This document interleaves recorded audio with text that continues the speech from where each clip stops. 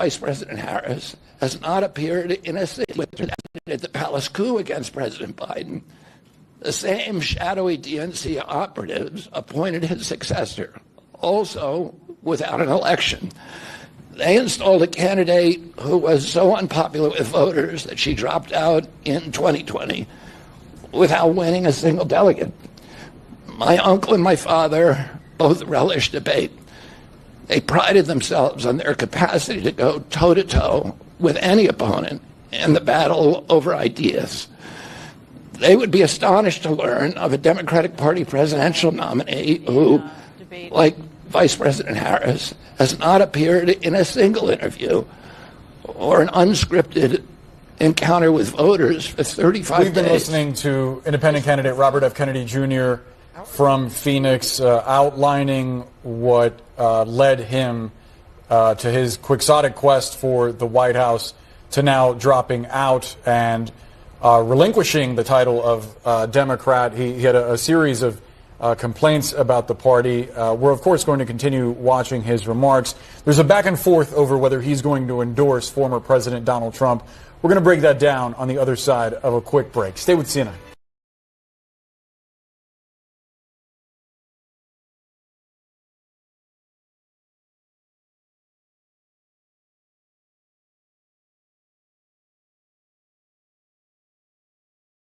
At the palace coup against President Biden, the same shadowy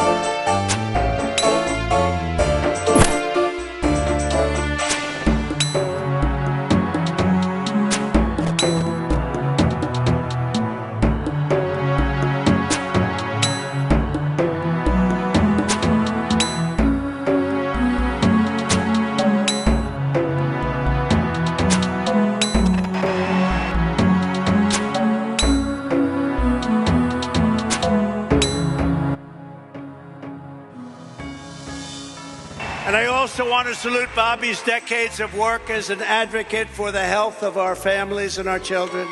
Nobody's done more. Millions and millions of Americans who want clean air, clean water, and a healthy nation have concerns about toxins in our environment and pesticides in our food. That's why today I'm repeating my pledge to establish a panel of top experts working with Bobby to investigate what is causing the decades-long increase in chronic health problems and childhood diseases, including autoimmune disorders, autism, obesity, infertility, and many more. We want every child in America to grow up and to live a long and healthy life. So and I also want to salute Bobby's decades of work as an advocate for the health of our families and our children. Nobody's done more. Millions and millions of Americans who want clean air, clean water, and a healthy nation have concerns about toxins in our environment and pesticides in our food. That's why today I'm repeating my pledge to establish a panel of top experts working with Bobby to investigate what is causing the decades-long increase in chronic health problems and childhood diseases, including autoimmune disorders, autism, obesity, infertility, and many more. We want every child in America to grow up and to live a long and healthy life. So and I also want to salute Bobby's decades of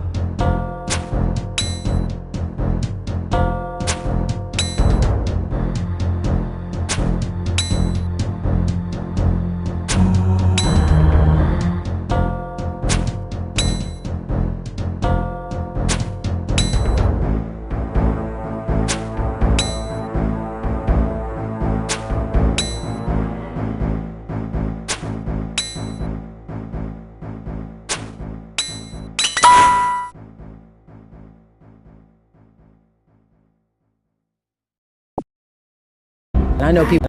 President Obama will go down as perhaps the worst president in the history of the United States! Exclamation point at real Donald Trump. Well, at real Donald Trump, at least I will go down as a president. I know people have talked to you about whether or not you want to run. Would you ever? Never got so bad, I would never want to rule it out totally. A new world order. These allegations are false. Weapons of mass destruction. The USA Patriot Act. The blueprint for large corporations. We once were, we are no longer a Christian nation. Donald Trump confirmed that he is considering a run in 2016. Do it. I am officially running for President of the United States. He will never be President of the United States. Donald Trump will never be elected President of the United States. People are watching these results come in. We are going to make this decision now. Donald Trump will be the 45th President of the United States.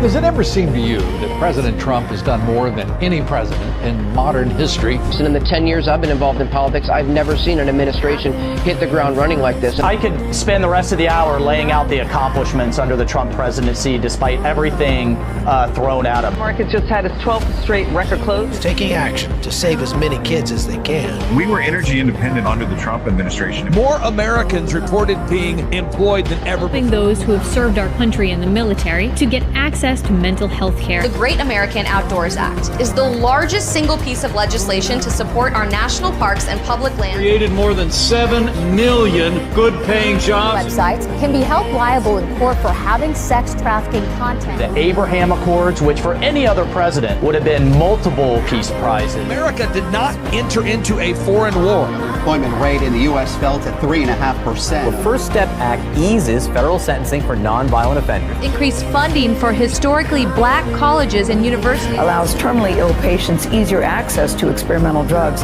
Kept the inflation rate low. Honored with the Bipartisan Justice Award. Had a massive MS-13 gang problem. 3.9% is the unemployment rate. Requiring airports to provide lactation rooms for breastfeeding mothers. Middle class family income increased nearly $6,000. A dramatic escalation in his crackdown on illegal immigration. An advocate for educational choice. Tariffs on Mexico and Canada. An act preventing animal cruelty and torture. Taking out Baghdadi, the head of ISIS, Soleimani, the Iranian general. Save Our Seas Act commitment to environmental issues. We're saying Merry Christmas again.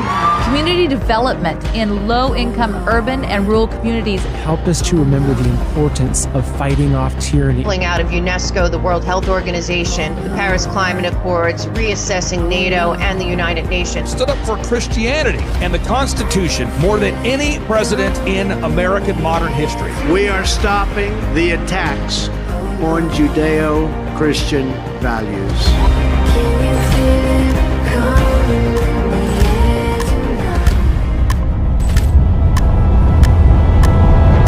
Do you miss me yet?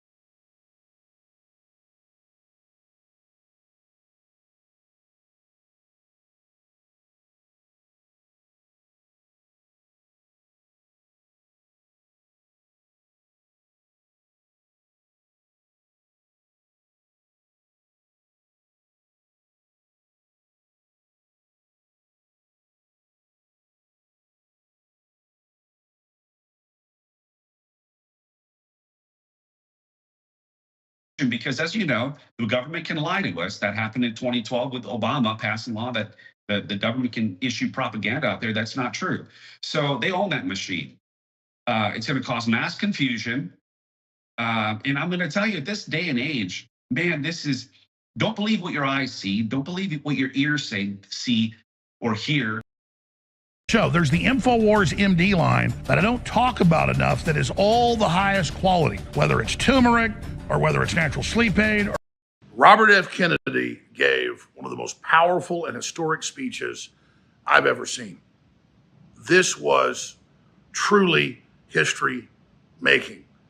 Everything he laid out was absolutely true. It was sincere, and he did it without a teleprompter. Now, I told you back on Tuesday and broke the news that he would announce that he was endorsing President Trump this Friday. And Friday came, and sure enough, he did that. So the campaign was nice enough to give me a first look, and I appreciate the insider that gave me the information, because that gave us a chance to really beforehand focus on what we were predicting Kennedy would talk about. And he followed basically my predictions to a T, because I know the man, and we know what he stands for, just like President Trump. I may disagree with some things Robert F. Kennedy Jr. does or that Trump does, but we know they're real men who love humanity and stand up for what they believe is right. It was incredible. That's why I launched my campaign to unify America. My dad and uncle made such an enduring mark on the character of our nation, not so much because of any particular policies that they promoted, but because they were able to inspire profound love for our country and to fortify our sense of ourselves as a national community held together by ideals. They were able to put their love into the intentions and hearts of ordinary Americans. That's the spirit on which I ran my campaign, and that I intend to bring into the campaign of President Trump. And if you compare Kennedy's speech to Kamala Harris, how she was reading off a teleprompter, it was totally fake, it was totally canned. It was all about how much humanity she had, but none of her actions would actually empower humanity. He talked about the fact, and I could finish the sentences because the statistics are all public, that we had 1 in 1,500 children in the 90s with autism, and now we have 1 in 33 nationwide, 1 in 22 in California. That the cancer rates for children in the U.S. are the highest in the world by an order of magnitude, that fatty livers are in massive numbers of our children, that our children are dying. I was just looking at a photo album from my grandmother that my dad had going through storage, going back to photos in the 1920s of her mother and her grandmother, and then right through until I was born, and the photo book ended when I was about 6. And I just looked at how John Wayne-esque, but even more manly the men looked, and how beautiful and focused and clear-eyed the women were. And then I decided to dig out some of my old photo albums when I was growing up, and people looked so much more healthy, whether they're black, white, it didn't matter. There was so much more light in their eyes. The GMO, the big pharma, the cigarette makers, it's all the chemical companies, it's all mad scientists, it's all one big conglomerate, BlackRock. They're all interconnected. And they are literally poisoning us to death, addicting us while they take over the planet for their endgame of depopulation. A frontal military assault would have failed against America. But starting in 1945, they started putting deadly rat poison, insect poison, sodium fluoride in the water. And later they started adding hydrofluorosilicic acid, that is the super concentrated form, the acid form of fluoride. And now the government comes out and says, oh, it does lower IQs and cause cancer and all these other terrible things. And that just broke yesterday. Of course, I talked about it 30 years ago when I first got on air. Back in 45, when they first started doing it, scientists, doctors went public and said, this is insane. This will give you cancer. This will give you infertility. This will lower IQ. They already knew that. They already knew that iodine was the good halogen, the opposite of fluoride. And if you added iodine to salt, people's IQs went up 15 points on average when they were growing up. But if you didn't have iodine, you would have mental midgets. So again, this was all known science then, and the corrupt interests running our government did this to give a chemical lobotomy to the population. And that was just one small area that he was covering today. The poison shots, all of it, our fertility's plunging, sperm counts are plunging, cancer's exploding, we don't live as long, world population is dropping for the first time since the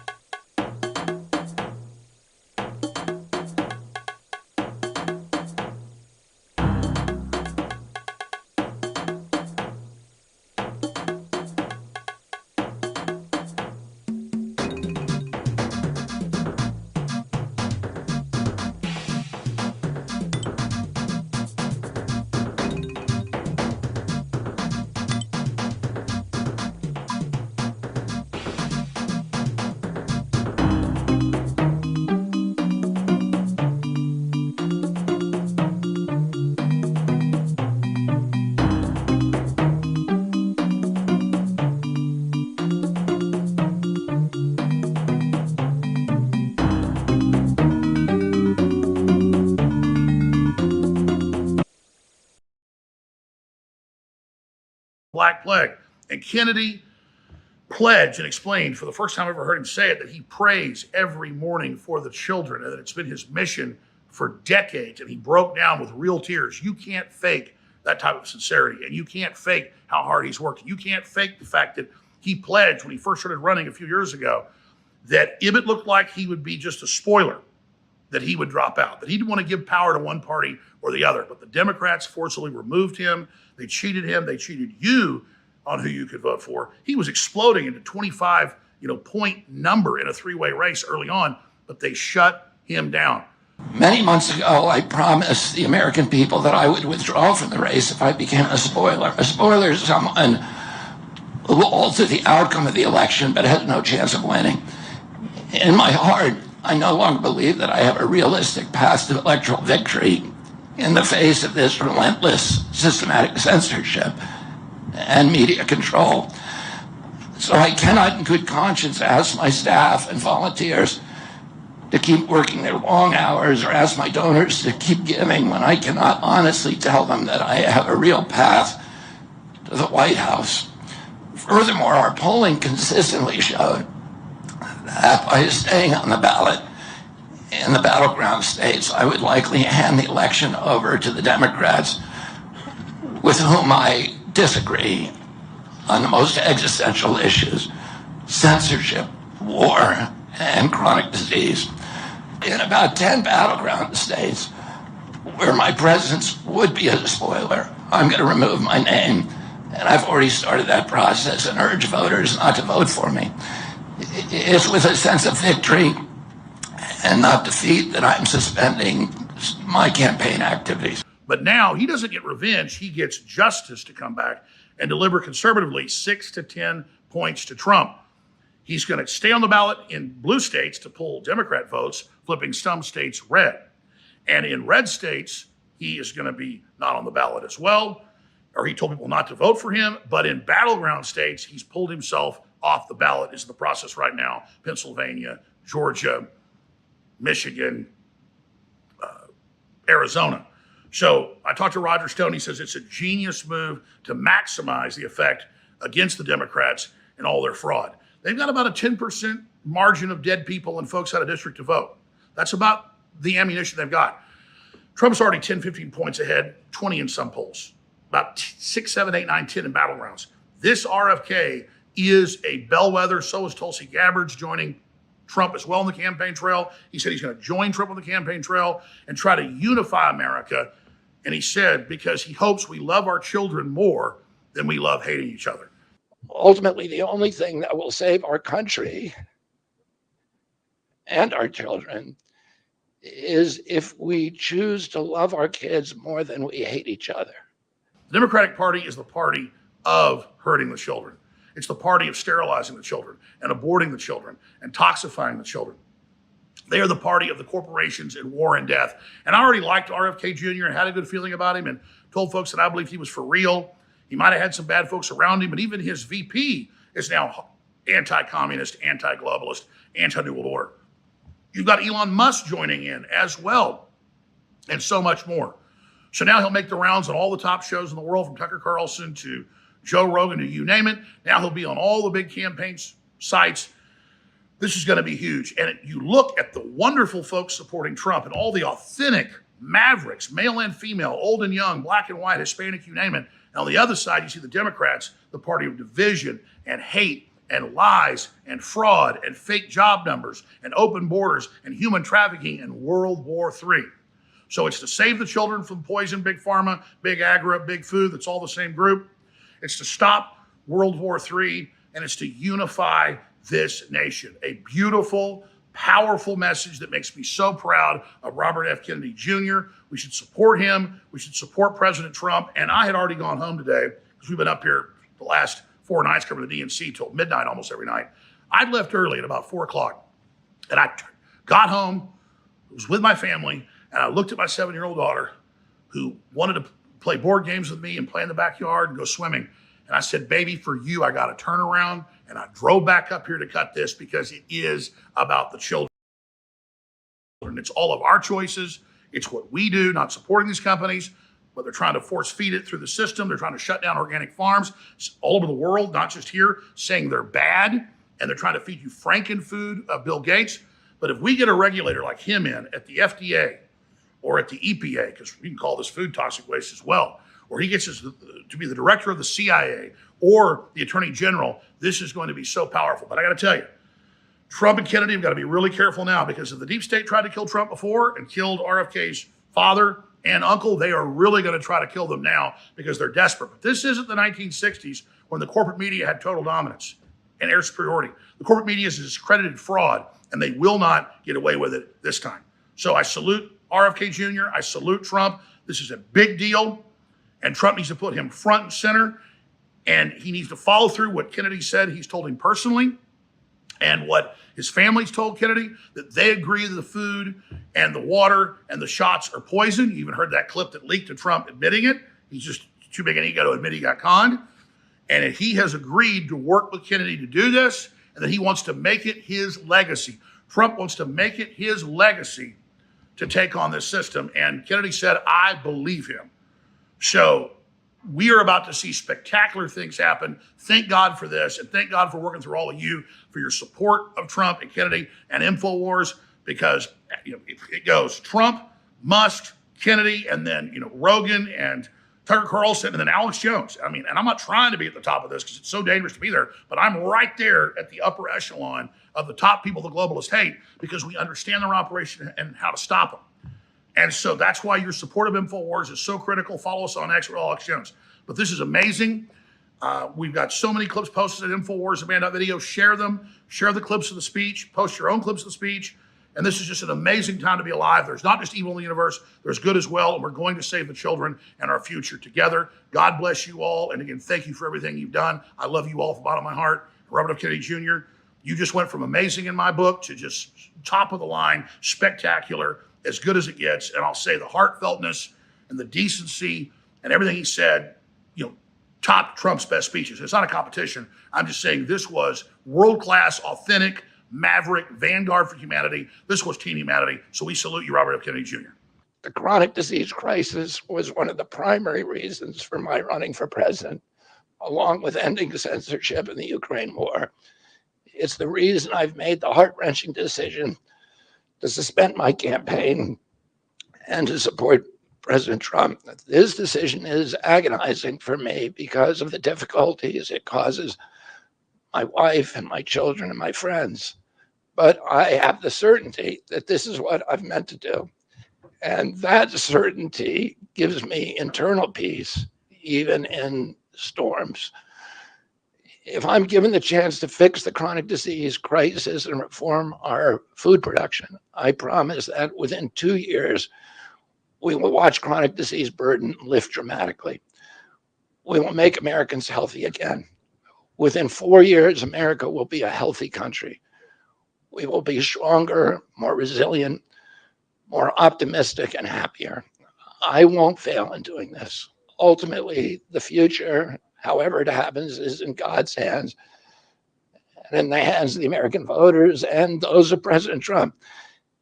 If President Trump is elected and honors his word, the vast burden of chronic disease that now demoralizes and bankrupts the country will disappear. This is a spiritual journey for me.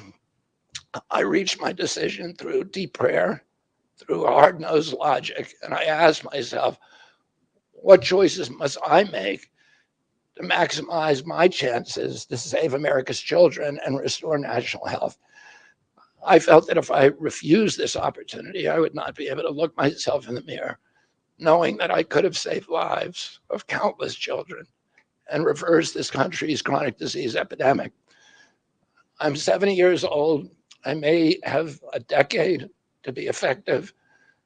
I can't imagine that President Harris would allow me or anyone to solve these dire problems.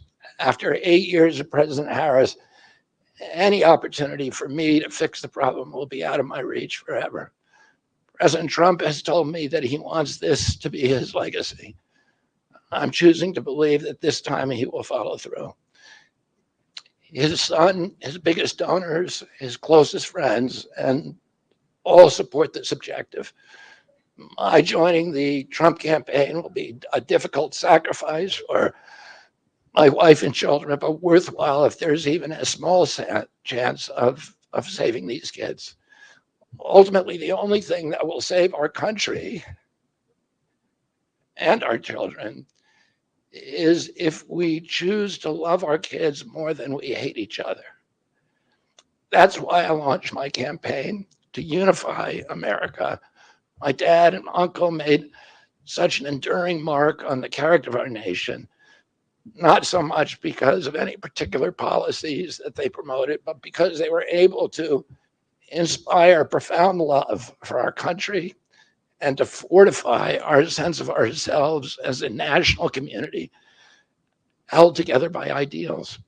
They were able to put their love into the intentions and hearts of ordinary Americans and to unify a national populist movement of Americans, Blacks and whites, Hispanics, urban and rural Americans. They inspired affection and love and high hopes and a culture of kindness that continue to radiate among Americans from their memory. That's the spirit on which I ran my campaign and that I intend to bring into the campaign of President Trump. Instead of vitriol and polarization, I will appeal to the values that unite us, the goals that we could achieve if only we weren't at each other's throats. The most unifying theme for all Americans is that we all love our children. If we all unite around that issue now, we can finally give them the protection, the health, and the future that they deserve. Thank you all very much.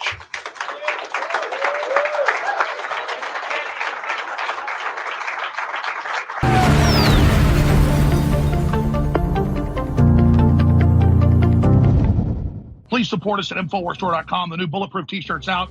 We need the support. It's an amazing shirt. Support InfoWars. We support Trump. Get the new Bulletproof President Trump shirt at InfoWarsStore.com. We'll be back. And raise your hand if you know what Event 201 was. Okay, for those of you who don't know, Event 201 was a pandemic simulation, a coronavirus pandemic simulation in New York City, hosted by Bill Gates and Avril Haines, the former deputy director of the CIA, who did all of the Guantanamo Bay cover-up. She is like the cover-up queen. They were working on ways to use the coronavirus pandemic as a pretense for clamping down totalitarian controls globally.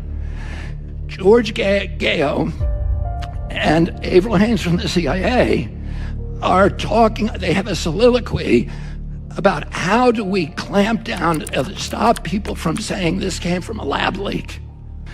And they say, well, we got to get the social media companies to censor them and deplatform them and all this. You can go on YouTube and watch this tonight. It's called Event 201, and this is the 4th section of it. But then I started doing a deep dive when I was writing the book, and I found out that was not a one-off. And I describe in that book, I found about 20 of these that they had been doing since 2001. And they're all scripted by the CIA.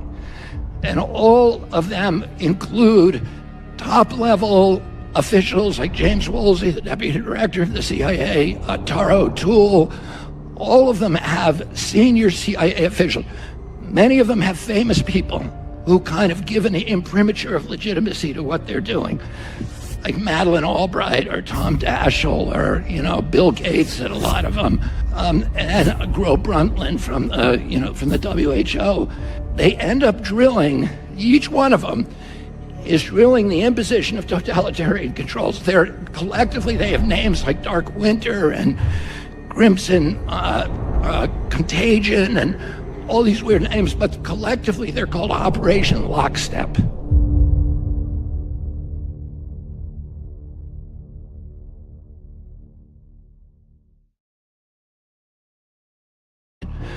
But then I started doing the cover-up queen. I will appeal at each other's issue. Trump shirt. And 201 was. Okay, for those of you who don't know, Event 201 was a pandemic simulation, a coronavirus pandemic simulation. And Avril Haines, the former deputy director in New York City, coronavirus pandemic simulation. Okay. Shirt at InfoWarsStore.com. We'll be back. And raise your hand if you know what Event 201 was. Okay, for those of you who don't know, Event 201 was a pandemic simulation, a coronavirus pandemic simulation in New York City, hosted by Bill Gates and Avril Haines, the former deputy director of the CIA who did all of the Guantanamo Bay cover-up. She is like the cover-up queen. They were working on ways to use the coronavirus pandemic as a pretense for clamping down totalitarian controls globally. George Gao and Avril Haines from the CIA are talking, they have a soliloquy about how do we clamp down to stop people from saying this came from a lab leak. And they say, well, we got to get the social media companies to censor them and deplatform them and all this. You can go on YouTube and watch this tonight. It's called Event 201, and this is the 4th section of it. But then I started doing a deep dive when I was writing the book, and I found out that was not a one-off. And I describe in that book, I found about 20 of these that they had been doing since 2001. And they're all scripted by the CIA. And all of them include top-level officials like James Woolsey, the deputy director of the CIA, Tara O'Toole. All of them have senior CIA officials. Many of them have famous people who kind of give an imprimatur of legitimacy to what they're doing, like Madeleine Albright or Tom Daschle or, Bill Gates and a lot of them, and Gro Brundtland from the WHO. They end up drilling, each one of them is drilling the imposition of totalitarian controls. Collectively, they have names like Dark Winter and Crimson Contagion and all these weird names, but collectively they're called Operation Lockstep.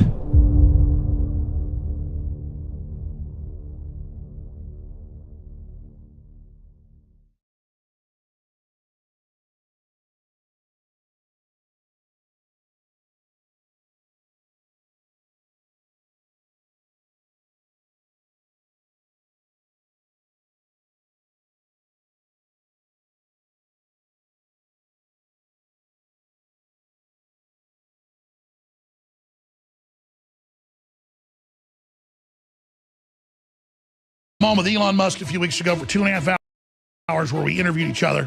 And he said, I don't know what you call it when you're anti-destroy humanity and depopulation. And I said, we should call it Team Humanity. He said, I like that. Let's call it Team Humanity. I just got Elon Musk, and he's now starting to use that term. It's not about the sports team. It's not about all those distractions. It's about, are you Team Humanity? Pro-life, pro-human future?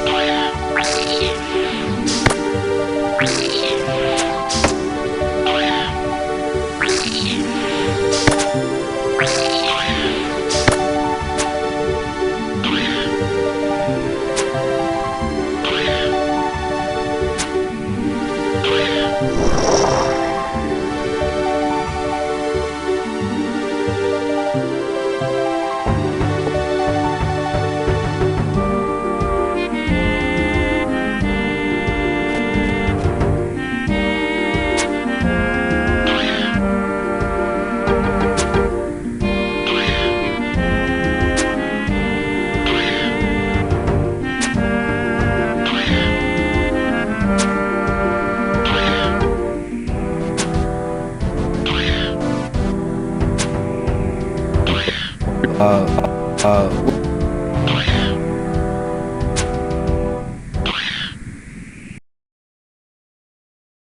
your advice for people in general on how to learn all the state-of-the-art AI tools available? Like you mentioned, the new models coming out all the time. Yeah. Like how do you pay attention? How do you stay on top of everything? I think you need to join Twitter, X. X is amazing now. And what's your advice for people in general on how to learn?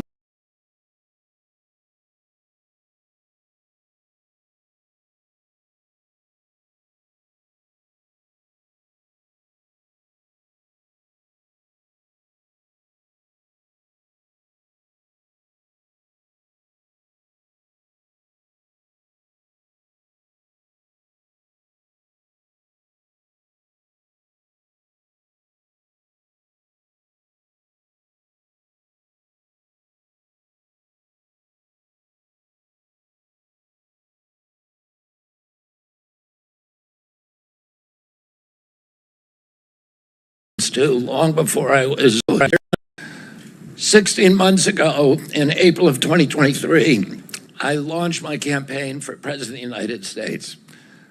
I began this journey as a Democrat, the party of my father, my uncle, the party which I pledged my own allegiance to long before I was old enough to vote. I attended my first Democratic convention at the age of 6 in 1960. And back then, the Democrats were the champions of the Constitution, of civil rights. The Democrats stood against authoritarianism, against censorship, against colonialism, imperialism, and unjust wars. We were the party of labor, of the working class. The Democrats were the party of government transparency and the champion of the environment. Our party was the bulwark against big money interests and corporate power. True to its name, it was the party of democracy. As you know, I left that party in October because it had departed so dramatically from the core values that I grew up with. It had become the party of war, censorship, corruption, big pharma, big tech, big ag, and big money. When it abandoned democracy by canceling the primary to conceal the cognitive decline of the sitting president, I left the party to run as an independent. The DNC dragged us into court, state after state, attempting to erase their work and to subvert the will of the voters who had signed those petitions. It deployed DNC-aligned judges to throw me and other candidates off the ballot and to throw President Trump in jail. It ran a sham primary that was rigged to prevent any serious challenge to President Biden. Then, when a predictably bungled debate performance precipitated the palace coup against President Biden, the same shadowy DNC operatives appointed his successor, also without an election. They installed a candidate who was so unpopular with voters that she dropped out in 2020 without winning a single delegate. My uncle and my father both relished debate. They prided themselves on their capacity to go toe-to-toe with any opponent in the battle over ideas. They would be astonished to learn of a Democratic Party presidential nominee who, like Vice President Harris, has not appeared in a single interview or an unscripted encounter with voters for 35 days. This is profoundly undemocratic. How are people to choose when they don't know whom they are choosing? And how can this look to the rest of the world? My father and my uncle were always conscious of America's image abroad because of our nation's role as the template for democracy, the role model for democratic processes, and the leader of the free world. Instead of showing us her substance and character, the DNC and its media organs engineered a surge of popularity for Vice President Harris based upon, well, nothing. No policies, no interviews, no debates, only smoke and mirrors and balloons in a highly produced Chicago circus. There in Chicago, a string of Democratic speakers mentioned Donald Trump 147 times just on the first day. Oh, who needs a policy when you have Trump to hate? In contrast, at the RNC convention, President Biden was mentioned only twice in 4 days. I do interviews every day. Many of you have interviewed me. Anybody who asks gets to interview me. Some days I do as many as 10. President Trump, who actually was nominated and won an election, also does interviews daily. How did the Democratic Party choose a candidate that has never done an interview or debate during the entire election cycle? We know the answers. They did it by weaponizing the government agencies. They did it by abandoning democracy. They did it by suing the opposition and by disenfranchising American voters. What most alarms me isn't how the Democratic Party conducts its internal affairs or runs its candidates. What alarms me is the resort to censorship and media control and the weaponization of the federal agencies. When a U.S. president colludes with or outright coerces media companies to censor political speech, it's an attack on our most sacred right of free expression, and that's the very right upon which all of our other constitutional rights rest. But governments and oppressors don't censor lies. They don't fear lies. They fear the truth, and that's what they censor. And I don't want any of this to sound like a personal complaint, because it's not. For me, it's all part of a journey, and it's a journey that I signed up with. But I need to make these observations because I think they're critical for us doing the thing that we need to do as citizens in a democracy to assess where we are in this country and what our democracy still looks like, and the assumptions about U.S. leadership around the globe. And are we living up? Are we really still a role model for democracy in this country? Or have we made it, a kind of a joke? Three great causes drove me to enter this race in the first place, primarily. And these are the principal causes that persuaded me to leave the Democratic Party and run as an independent, and now to throw my support to President Trump. The causes were free speech, the war in Ukraine, and the war on our children. We've pushed Russia into a disastrous alliance with China and Iran. We're closer to the brink of nuclear exchange than at any time since 1962. And the neocons in the White House don't seem to care at all. Our moral authority and our economy are in shambles. And the war gave rise to the emergence of BRICS, which now threatens to replace the dollar as the global reserve currency. This is a first-class calamity for our country. Judging by her bellicose, belligerent speech last night in Chicago, we can assume that President Harris will be an enthusiastic advocate for this and other neocon military adventures. And President Trump says that he will reopen negotiations with President Putin and end the war overnight as soon as he becomes president. This alone would justify my support for his campaign. Last summer, it looked like no candidate was willing to negotiate a quick end to the Ukraine war, to tackle chronic disease epidemic, to protect free speech, our constitutional freedoms, to clean corporate influence out of our government, or to defy the neocons and their agenda of endless military adventurism. But now one of the two candidates has adopted these issues as his own, to the point where he has asked to enlist me in his administration. I'm speaking, of course, of Donald Trump. Less than 2 hours after President Trump narrowly escaped assassination, Callie Means called me on my cell phone. I was then in Las Vegas. Callie is arguably the leading advocate for food safety, for soil regeneration, and for ending the chronic disease epidemic that is destroying America's health and ruining our economy. Callie has exposed the insidious corruption at the FDA, the NIH, the HHS, and the USDA that has caused the epidemic. Callie had been working on and off for my campaign, advising me on those subjects since the beginning. And those subjects have been my primary focus for the last 20 years. I was delighted when Callie told me that day that he had also been advising President Trump.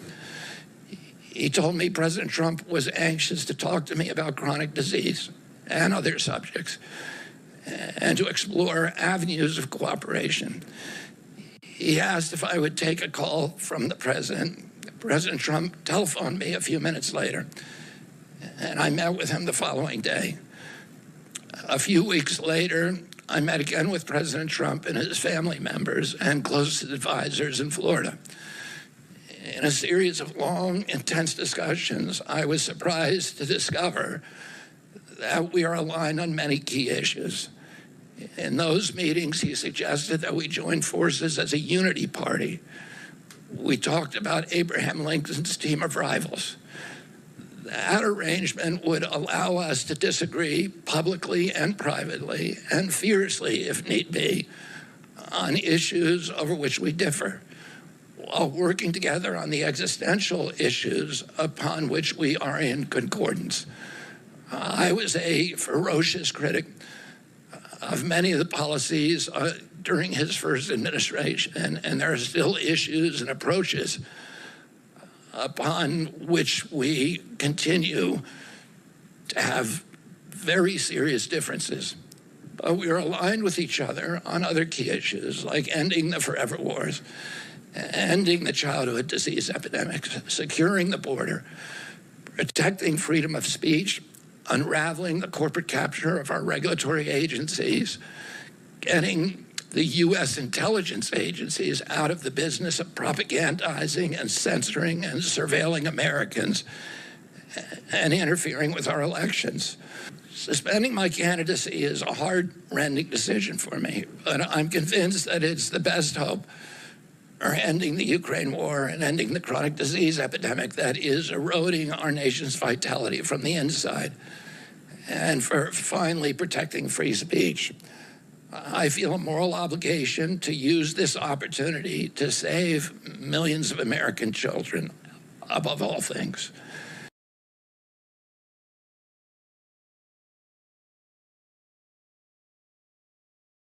Vitality from the inside, and for finally protecting free speech.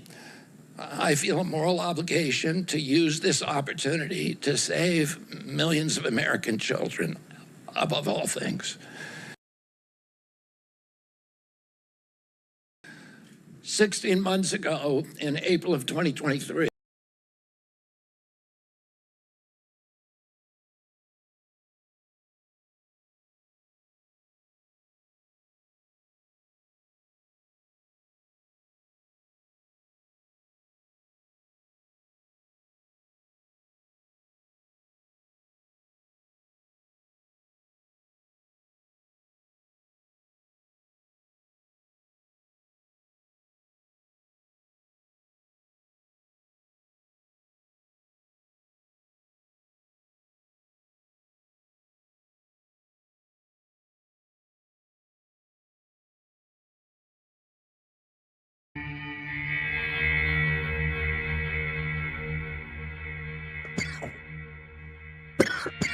Oh, yeah. So,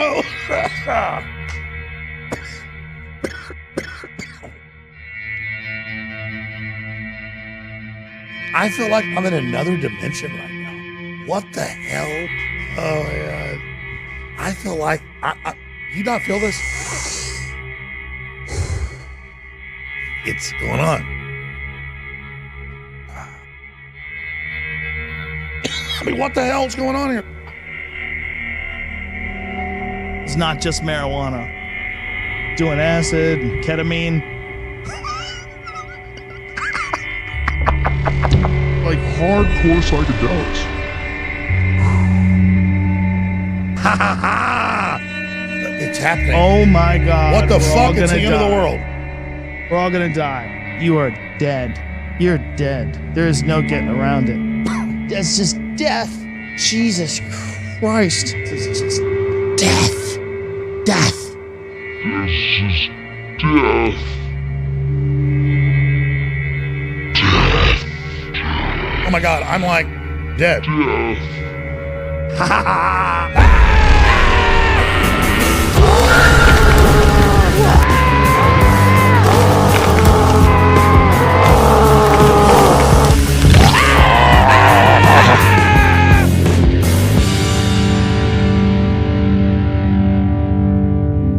Damn, how'd we get here?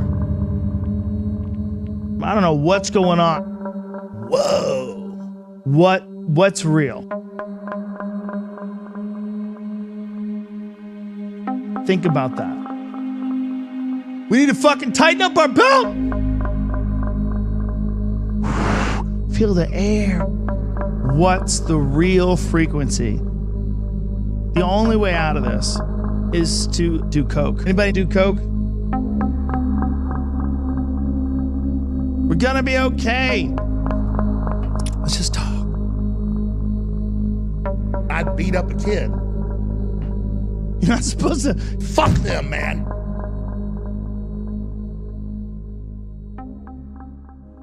There you go. It's all yours, Joe. This is the Petra 300 Win Mag. I don't like it. It's just a gun. It's a shitty gun. Fuck you, motherfucker.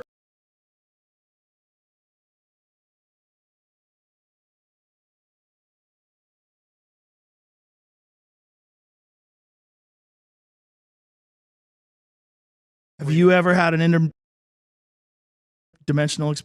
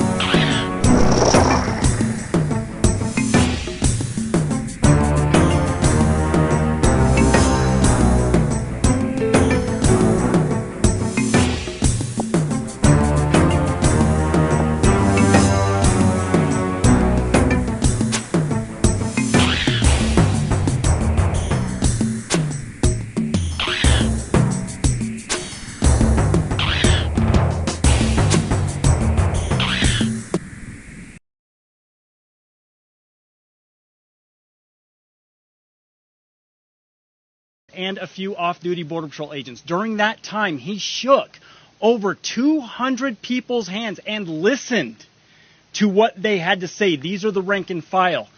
That's why that wall is successful. He listened to the men and women that were on the front lines on exactly what needed to be on that wall. He listened to what they have to say. Contrast that with Kamala Harris. November 19th, 2023, President Trump was in Edinburgh, Texas, serving National Guardsmen, DPS officers, and a few off-duty Border Patrol agents. During that time, he shook over 200 people's hands and listened to what they had to say. These are the rank and file. That's why that wall is successful. He listened to the men and women that were on the front lines on exactly what needed to be on that wall. He listened to what they have to say. Contrast that with Kamala Harris. November 19th, 2023, President Trump was in Edinburgh, Texas, serving National Guardsmen, DPS officers, and a few off-duty Border Patrol agents. During that time, he shook over 200 people's hands and listened to what they had to say. These are the rank and file. That's why that wall is successful. He listened to the men and women that were on the front lines on exactly what needed to be on that wall. He listened to what they have to say. Contrast that with Kamala Harris. November 19th, 2023, President Trump was in Edinburgh, Texas, serving National Guardsmen, DPS officers, and a few off-duty Border Patrol agents. During that time, he shook over 200 people's hands and listened to what they had to say. These are the rank and file. That's why that wall is successful. He listened to the men and women that were on the front lines on exactly what needed to be on that wall. He listened to what they have to say. Contrast that with Kamala Harris. November 19th, 2023, President Trump was in Edinburgh, Texas, serving National Guardsmen, DPS officers, and a few off-duty Border Patrol agents. During that time, he shook over 200 people's hands and listened to what they had to say. These are the rank and file. That's why that wall is successful. He listened to the men and women that were on the front lines on exactly what needed to be on that wall. He listened to what they have to say. Contrast that with Kamala Harris. November 19th, 2023, President Trump was in Edinburgh, Texas, serving National Guardsmen,